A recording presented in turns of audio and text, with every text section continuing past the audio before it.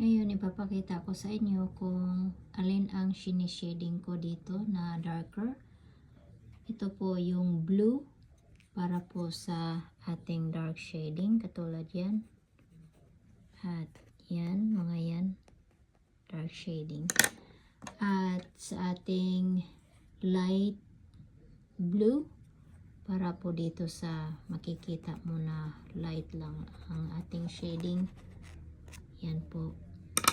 Pagkatapos po ay gagamit na tayo ng red para sa ating pang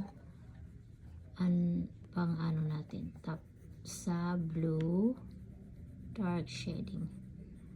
Yan, lahat po yan lalagyan natin.